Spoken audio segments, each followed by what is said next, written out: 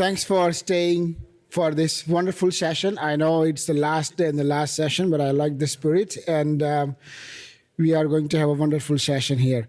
So my name is Trushar Patel. I'm one of the CSPC volunteers and program committee members. I work at the University of Lethbridge, whose indigenous name is Iniscum, meaning sacred buffalo stone. I'm an associate dean for the Faculty of Arts and Science and a Canada Research Chair on protein and RNA biophysics. Before I hand over the podium to the moderator, Dr. Dan Weiner, I'd like to make some housekeeping announcement.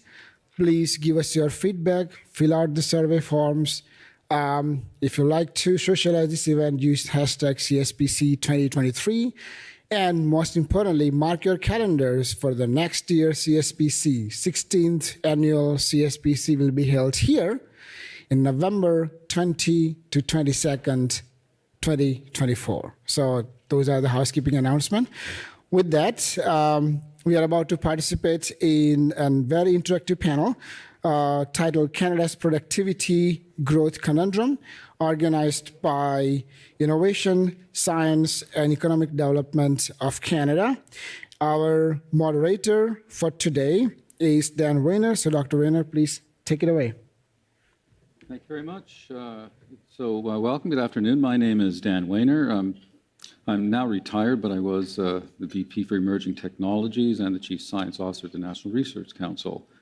So I'll be moderating the panel today, which means I'm going to try to be moderate. So I want to welcome my panel today, and I have a few comments that I can make at the beginning. First, I just want to say this has been a fantastic meeting. I want to congratulate Mehrdad and his team of volunteers for doing such a wonderful job.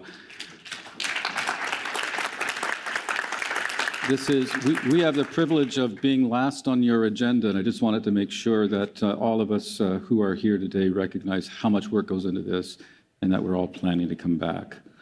The sessions that we've had have covered a number of aspects of the innovation challenges that we face as a nation. So I'm going to start with some good news. I think it's good news. Canada, if you look at the Global Innovation Index, we've increased from 17th in 2021 to 15th in 2023. So the trend is in the right direction, maybe not as fast as we'd like, and we have a long way to go. So at this meeting, among other topics, we've done a deep dive into challenges to commercialize the outcomes of fundamental research. Many of the sessions have been really looking at what I would say is a science or technology push towards innovation. So nobody's going to argue with the imperative to capture the social, economic, environmental value and impacts of the R&D outcomes of our universities, colleges, and government labs. And this is for the benefit of all Canadians. That being said, I would like this panel to look at innovation from the pull perspective. The market perspective of innovation starts with an opportunity or an unmet need rather than an idea or a chance discovery, and then looks back at the research enterprise to fill in gaps in the technologies, gaps in the knowledge, and if needed, and it's not on the slide, but if needed, gaps in the capabilities that we have as a country. That's how most innovative businesses actually see the world. So I don't know if Duncan Stewart is still here. He told me he might have to disappear, which is fine. He's a very busy man. I actually recruited Duncan to come back to Canada, to the NRC from Hewlett-Packard. And at that time, we had a deep conversation about how HP innovates. And in a nutshell, the way HP innovates is they first identify a market that they will want to dominate.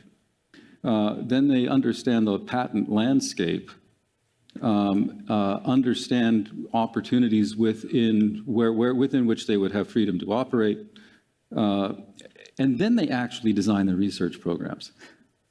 So what that means is that the lawyers are in the room actually before the scientists and engineers.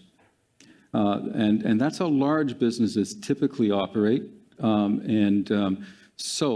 Anyway, I'll say, but I digress, okay? But that's, there are companies like that in Canada, and some of them are even here this week. So I'm sure most of us are aware of Canada's longstanding challenges in translating research into innovation and productivity growth. There are a lot of studies that point out our lagging productivity our productivity growth puts continuous and increasing pressure on kind of competitiveness of Canadian goods and services. With rare exceptions, the competitiveness of Canadian firms rely on a sound export strategy. And that is to say that increasing your productivity without increasing your markets actually leads to lower employment. The goal here is to increase both. However, our international competitors, as they become more efficient at adopting new technologies or new business practices, other forms of innovation, our inability to keep pace puts our prosperity and our standard of living at risk. There are a number of expert reports. The most recent one, actually, I'm sure many of you have read, from Stephen Toop and David Naylor in the Globe and Mail. Many of them, they come to the same conclusions, and that is we have many strengths in research, but we have nevertheless not been a strong global leader in many of the areas of advanced research related to our industry sectors.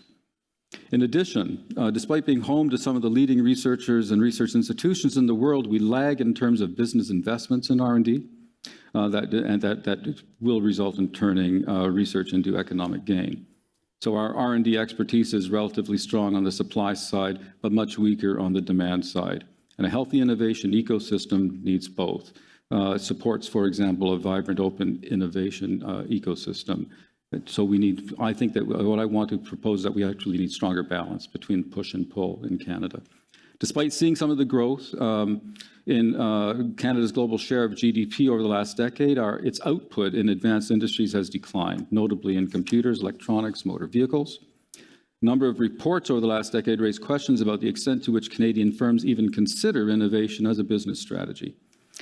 Some of the evidence includes the reluctance to recapitalize, to continuously modernize their facilities, and to support or carry out R&D. So to be clear, there is a subset of Canadian companies that get this. Actually, a lot of them are here. But there is a larger fraction that don't get it, and most of them, if any of them, I don't think any of them are actually here. So there are, and really one of the questions is, how do we get them to be here?